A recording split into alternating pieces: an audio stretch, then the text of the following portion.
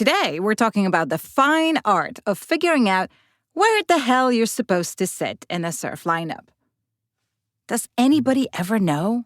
Welcome to the Wipeout Weekly, the daily podcast for beginners, wannabe surfers, and seasoned wipeout enthusiasts. No hype, no filler, just the highs, lows, and honest truth about learning to surf and finding your place in surf culture. I'm your host, Suze Wilson. Let's go out. There's nothing more frustrating than watching one significant other sitting so far on the shoulder that there is no danger of them catching a wave. But hey, unless you grew up surfing Malibu since you were 6, no one tells you this stuff. You just kind of paddle out, plop yourself in a spot, and hope for the best.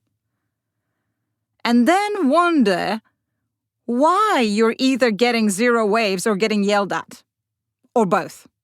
So first off, what even is a lineup? It's not a formal thing. There are no beach chairs or waiting numbers like at a meat counter or the DMV.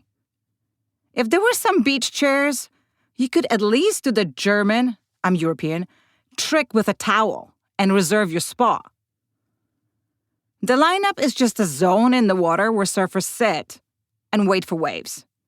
Sometimes they wait a long time. It's usually just outside the breaking waves where the unbroken green waves start to form. But the position you sit in, whether you're at the peak of the shoulders or just floating aimlessly, makes a huge difference in whether you catch waves, whether you get eaten, or whether people in the lineup think you know what you're doing. Okay, how do you find the peak? Every wave breaks in a specific way, and you want to be where the wave starts to break. That's the peak.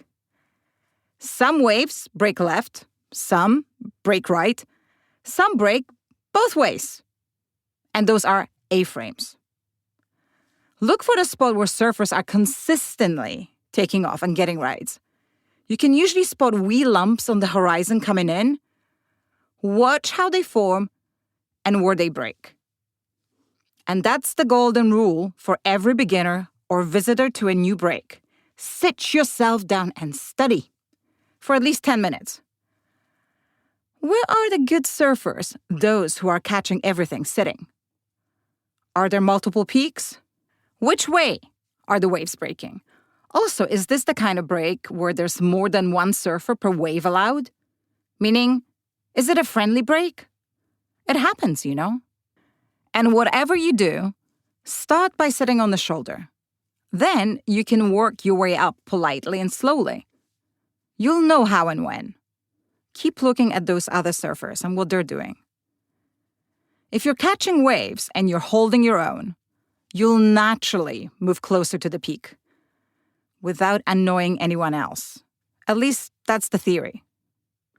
Let's talk about finding your own personal spot, which, by the way, you do not own. Don't get upset if other surfers look like they're following you. Let me explain. If you're not catching anything, you might be too far out or too far off to the side. If you're getting trashed every time a set comes in, maybe you're too far in. By the way, if you have caught zero waves and everyone around you has, something is definitely off.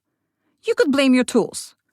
But I have seen good surfers on bad for conditions boards, so, it may be just you. But the whole following you thing, the best surfers are constantly repositioning. Also, it's easier to catch a wave while you're already moving. So get used to it. Etiquette time. It seems like we're doing this in every single episode these days.